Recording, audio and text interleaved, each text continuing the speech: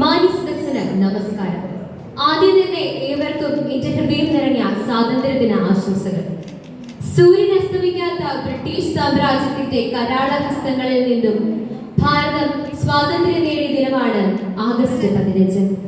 1947 August 15 ഓരോ ഇന്ത്യക്കാരനും സ്വാതന്ത്ര്യത്തിന്റെ അനന്ത വിഹായുസിലേക്ക് പറന്നുയർന്ന ദിനമാണ്.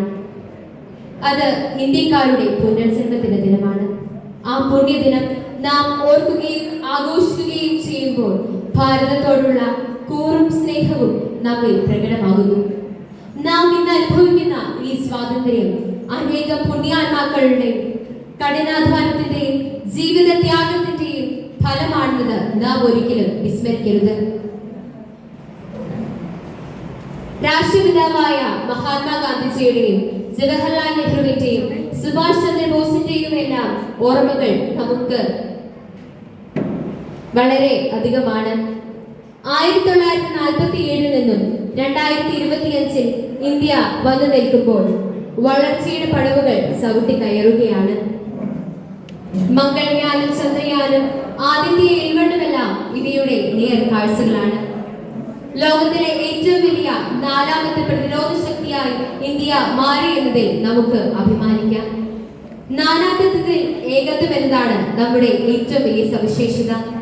എന്നാൽ ഇന്ന് ജാതിയുടെയും മതത്തിന്റെയും വർണ്ണത്തിന്റെയും വർഗത്തിന്റെയും രാഷ്ട്രീയത്തിന്റെയും പേരിൽ മനുഷ്യർ പരസ്പരം ഇല്ലാതാകുന്നു. കൊലപാതകങ്ങളും കൊലവിളിയും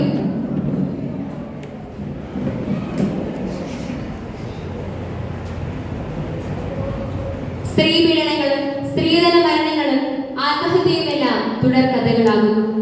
ഭാരതം എന്ന് കേട്ടാൽ അഭിമാനപൂരിതമാകണം മതരംഗം. കേരളം എന്ന് കേട്ടാൽ ജ്വലിക്കണം ചോര ഞെരുമ്പുകളിൽ എന്ന കവിവാക്കുകൾ രാജ്യമെങ്ങും ത്രിവർണ്ണ പതാക വാനോളം ഉയരുമ്പോൾ വേഷത്തിന്റെയും ഭാഷയുടെയും ജാതി മതഭേദമന്റെയും അതിർത്തികൾ മറന്ന് ഓരോ ഭാരതീയനും അഭിമാനത്തിന്റെ കൊടുമുടിയിൽ എത്തുന്ന നിമിഷങ്ങൾ നമുക്ക് അഭിമാനിക്കാം. നമ്മുടെ ഇന്ത്യക്കായി നമുക്ക് പ്രവർത്തിക്കാം. നമ്മുടെ ഇന്ത്യയുടെ നാളേക്കായി നമുക്ക് നന്നായി പ്രവർത്തിക്കാം. നന്ദി, നമസ്കാരം.